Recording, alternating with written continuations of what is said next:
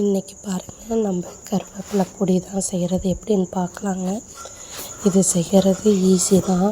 2-3 பேர் எனக்கு கால் பண்ணி கேட்டீங்க, பொடியெல்லாம் செய்கிறது எப்படின்னு சொல்லுங்கன்னு.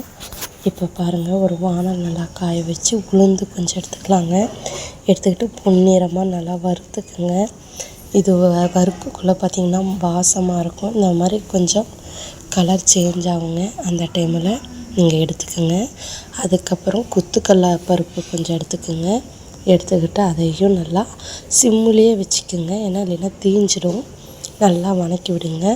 இப்போ பாருங்கள், வதங்கிருச்சு. இதை இந்த மாதிரி இதுவும் பொன்னிறமாக ஆனவுடனே எடுத்துக்கோங்க.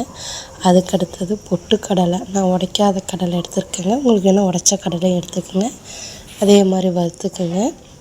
இதுக்கப்புறம் நம்ம காஞ்ச வரமிளகாய் உங்களுக்கு காரத்துக்கு ஏற்ற மாதிரி போட்டுக்கோங்க.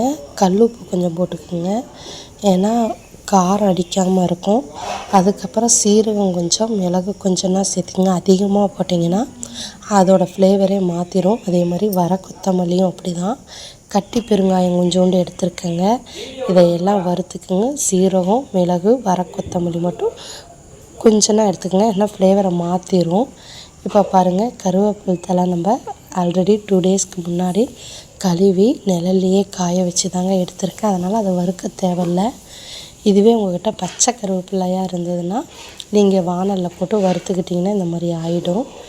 இப்போ ஃபஸ்ட்டு பார்த்திங்கன்னா, கருவேப்பிலை தழையை மிக்ஸி ஜாரில் போட்டு கொரகொரப்பாக அடிச்சுக்கலாம். அதுக்கப்புறம் நம்ம வறுத்து வச்சுருக்க தானியங்களெல்லாம் மிக்ஸ் பண்ணி நீங்கள் பவுடர் பண்ணிக்கோங்க. இங்கே பாருங்கள், இந்த மாதிரி கொரகொரப்பாக பண்ணிக்கோங்க.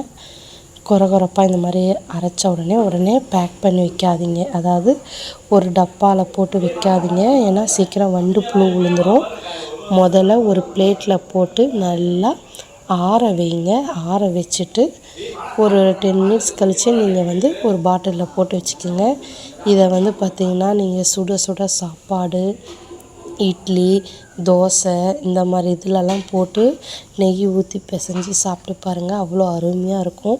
குழந்தைங்களுக்கு கண்டிப்பாக கொடுங்க, ஏன்னா அவங்க டைரெக்டாக கருவேப்பிலை சாப்பிட மாட்டாங்க. இப்படி சாப்பிட்றப்ப அவங்களுக்கு ஹெல்த்தியாக இருக்கும்.